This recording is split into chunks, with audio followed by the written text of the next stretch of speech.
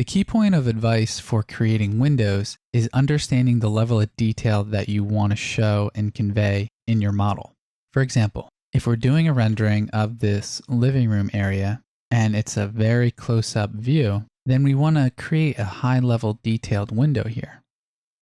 However, if we're creating a rendering that is more open, let's say right here, then we don't have to model as much detail because you're going to lose that quality as you're further away from the subject.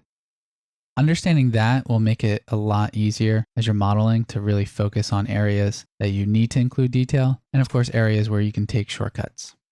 Our rendering will have little detail since we're just going to walk past the window and really never see it in full detail.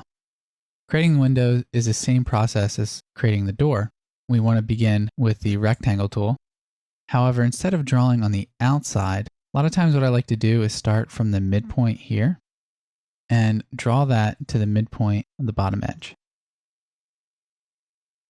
Take the select tool, double click, and then right click and make this a group. Go ahead and double click and enter the window frame. Now this is divided into 3 sections.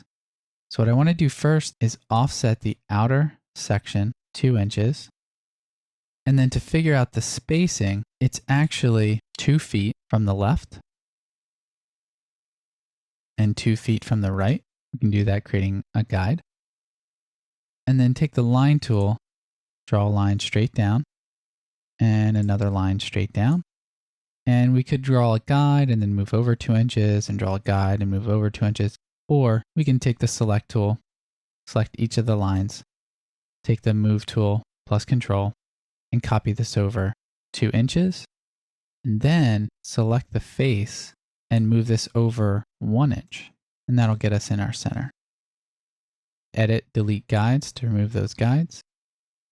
And now to create this all as one face, you can erase the little bit of geometry, and you can push-pull this out 2 inches. Let's unhide our model. That looks pretty good.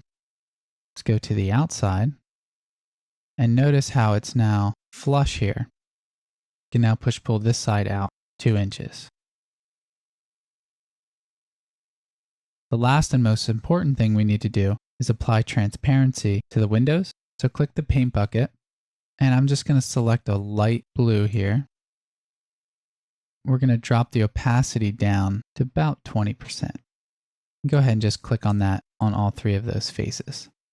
If you have a silver or a gray as well, since this trim here, it's a metal window, it's an old metal window, I can hold down Shift and apply that dark gray with the opacity all the way up for those elements there. Let's move on and create another type of window.